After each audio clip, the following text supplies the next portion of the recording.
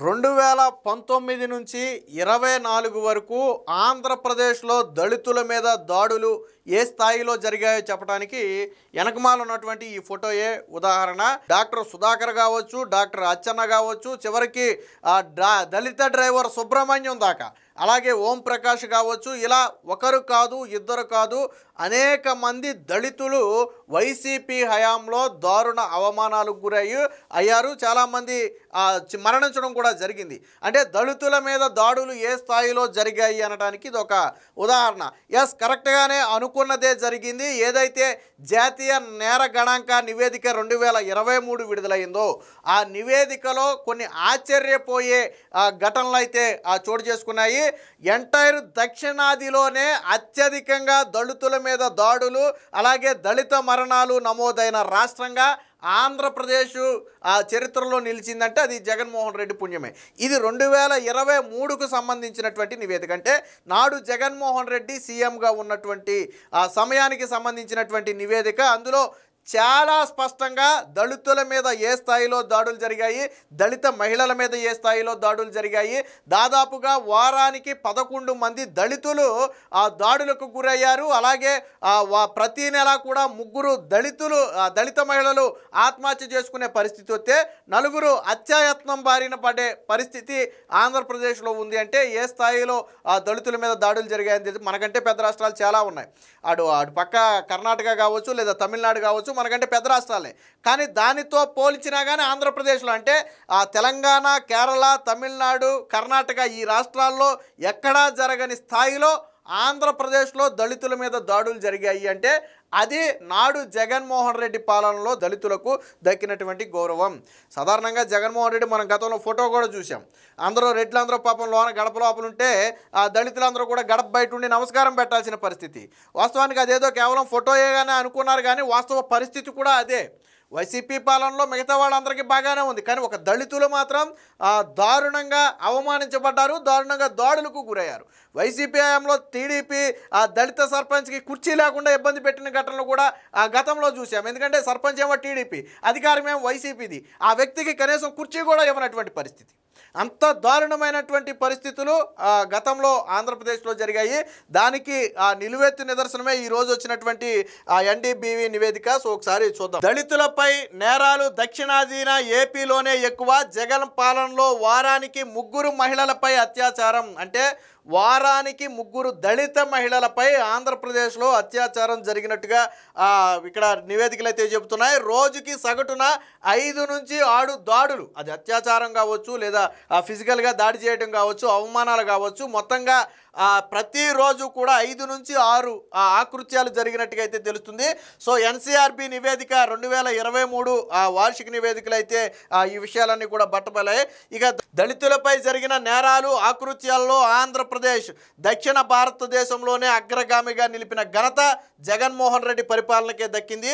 2023లో కర్ణాటకలో 1923 మంది, తెలంగాణలో 1709 మంది, తమిళనాడులో 1921 మంది, కేరళలో 1128 మంది మీద నేరాలు జరగ్గా వీళ్ళందరినీ తోసిరాజని జగన్మోహన్ రెడ్డి హయాంలో ఏకంగా 2027 మంది, అంటే మిగిలిన దక్షిణాది రాష్ట్రాలలో ఎక్కడా లేని స్థాయిలో ఆంధ్రప్రదేశ్లో 2027 మంది దళితులపై అయితే దారుణ ఘటనలు చూసుకున్నాయి. ఇవి అధికారిక లెక్కలు మాత్రమే.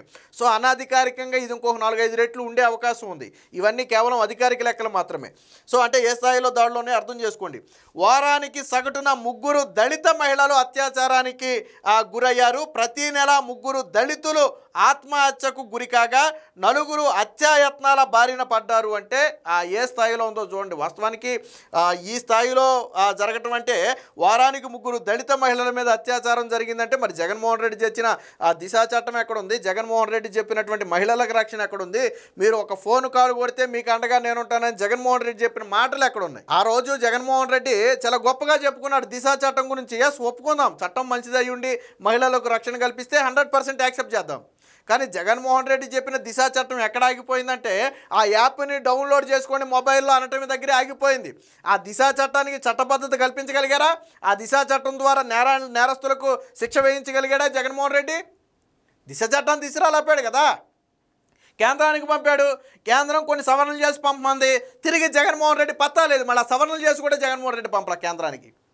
అంటే దిశ అనే దాన్ని చట్టంగా మార్చలేదు జగన్మోహన్ రెడ్డి. కేవలం యాప్ రూపంలో మాత్రమే ఉంది అది. చాలామంది దిశ చట్టం అవలా అసలు.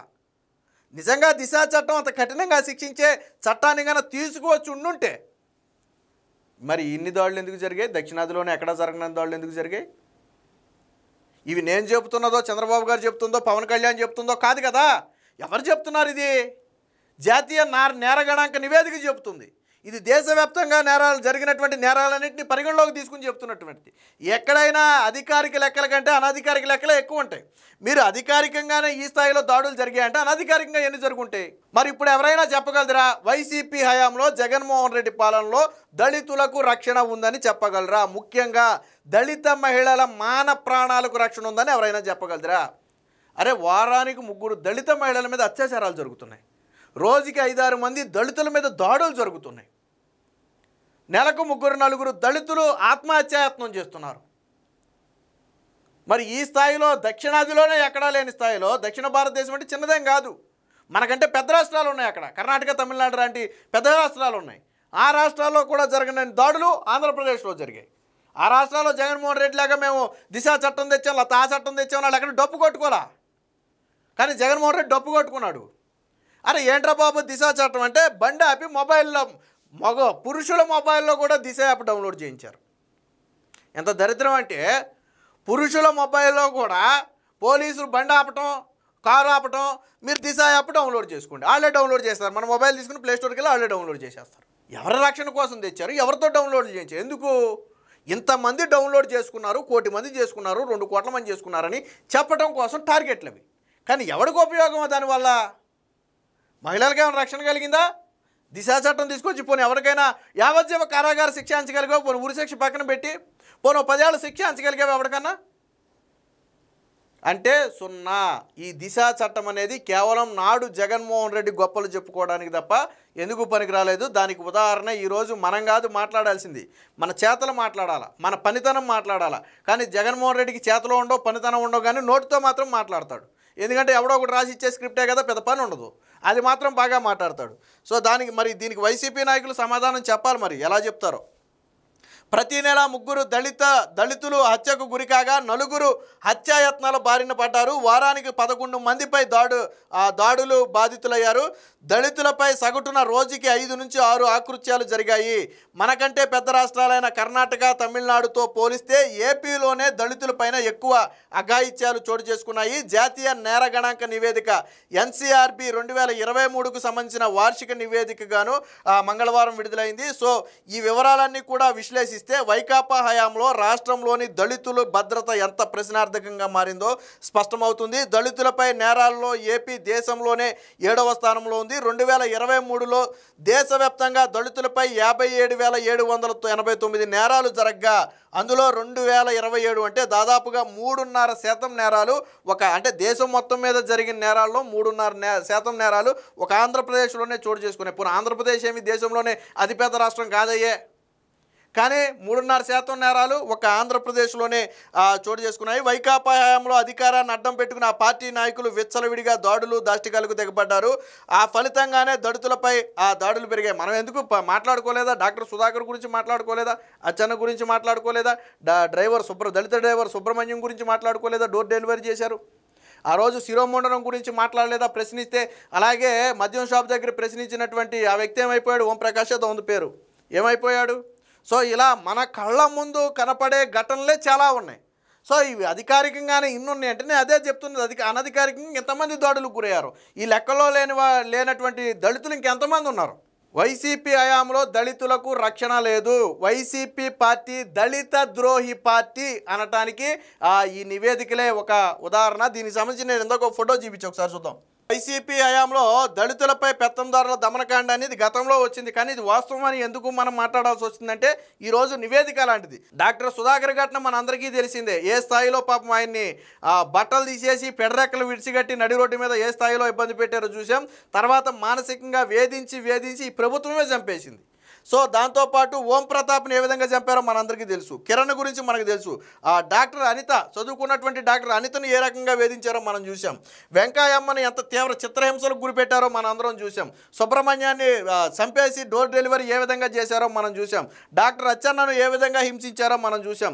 జడ్జి రామకృష్ణను ఏ స్థాయిలో ఇబ్బంది పెట్టారో మనం అందరం చూసాం. అంటే చదువుకున్న వాళ్ళని లేదు, చదువుకోని వాళ్ళని లేరు, అంటే దళితులుగా పుట్టడమే మేము చేసిన పాపమా అన్న స్థాయిలో వైసీపీ హయాంలో దాడులు జరిగాయి. ఏది ఏమైనా మొత్తంగా జగన్మోహన్ రెడ్డి వస్తే దళితులకు రక్షణ ఉండదు అనేది ఈరోజు జాతీయ నేర గణాంక నివేదిక ద్వారా అర్థమవుతుంది.